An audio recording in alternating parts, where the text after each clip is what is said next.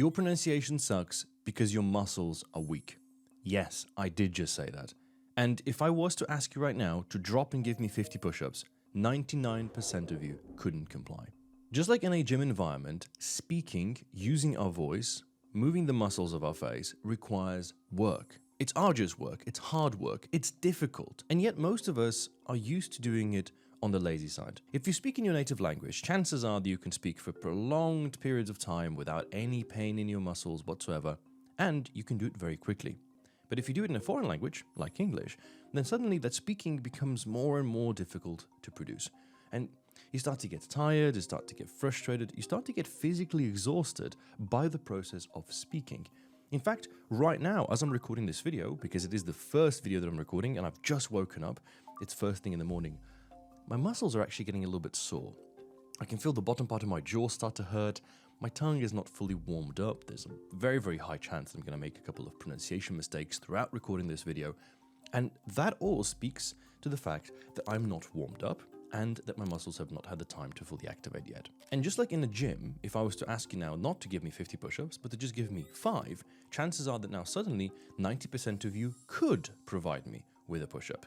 And tomorrow, if I asked you for 6 push-ups, then, well, you'd be able to do it. And then 7, and then 9, and then 12, and then eventually we would get to 50 push-ups. That's the same process we have to take with our voice. But most of you don't do it. In fact, what most of you tend to do is not open your mouth at all, because you're used to doing this in your native language. You barely open up your mouth, your speech naturally becomes faster. It's actually a lot more difficult to listen to. A lot more words get slurred up and collected, and it's difficult to be enunciated properly, which means that nobody will really understand you. Your voice is one big muscle, and it has to be practiced as such. It has to be activated, and most of us are never really consciously working on it. If I was to give you 2 words as an example, and let's use the British pronunciation of bath and both. So let's both of us take a bath. Go to the bathroom, put water into the bath, and take a bath. Both of us. Well, the word bath requires wide opening of the mouth because the sound of the vowel R is bath. So I'm opening the mouth already. But then for the TH sound at the very end, th, I have to actually bite my tongue almost.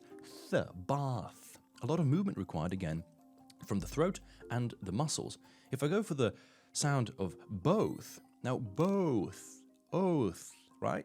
We now see that the mouth is significantly closer and more enclosed in an O shape because that's the sound that we're going to be producing. So bath and both have a very different muscle activation system that we have to create.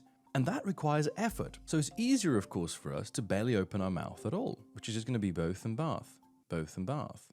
And it never has the same level of pronunciation that you will perceive if you actually open up your mouth fully. And that's what's happening. Most of us are not fully activating our muscles. Referencing back to our push-ups, this is the equivalent of doing push-ups without really doing the push-ups. A push-up is supposed to be done to the point where your body actually almost touches the ground and then you push all the way back. What a lot of people tend to do is they just, do this random jaggedy movement claiming that they're doing a lot of repetitions when really they haven't done a single rep at all. And this is precisely what I end up doing with my coaching clients. In fact, I'm no different than, well, your gym coach would be in the gym, except that what we're doing here is we're training the muscles of your mouth. And I'll share this with you. 80% of my coaching clients all have the same 2 problems. That is that they don't open up their mouth enough and they speak too fast. In fact, their pronunciation magically improves as soon as they just start speaking slower and opening their mouth more. I don't know why we're not doing it, but I think it might have to do with the fact that most people never listen back to their sound and they never look back at their video recordings. You see, it's one thing to record yourself and listen back to it, but where you really should be paying attention to is here. What is happening with your mouth? Where's your tongue positioned when certain sounds are made? When's the last time you've spoken in a foreign language whilst looking and staring yourself at the mirror? Like it or not, this video now I will have to input on my computer, sit there and actually observe as I'm producing these sounds. Now realize there's certain patterns evolving. For certain sounds in the English language, I have to form my mouth in a particular way, almost deform it. Right there, D. See how I have to shape my mouth in the, well, it's kind of a funny face if you think about it. I do have to make some weird wonky funky faces as I'm speaking, but that put together actually creates a velvety, beautiful voice for you to listen to.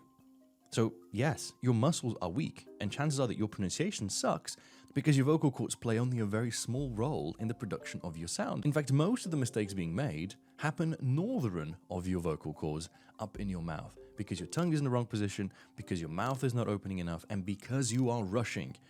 Most people, they feel uncomfortable speaking another language, they feel uncomfortable pronouncing a certain long, convoluted word, so they just speed right through it.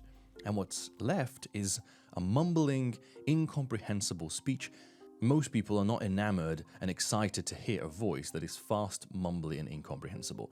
People want clear speech, they want clear enunciation, clear pronunciation, and they want to hear what your message actually stands behind. And if you look at powerful speakers of today and the past world, you'll realize that almost all of them, almost always, were not fast speakers. They were concise speakers. They were comprehensible speakers. And when they attain that level of comprehensibility and eloquence and perceived pronunciation, then and only then did they move forward by also increasing their speech. I'm currently in a position where I can speak fast. I can deliver a lot of information in a very short period of time and be very, very aggressive with my words. But I can only do it because I've got years and thousands of hours of practice under my belt. I can do the fast push-ups because I've done the slow ones.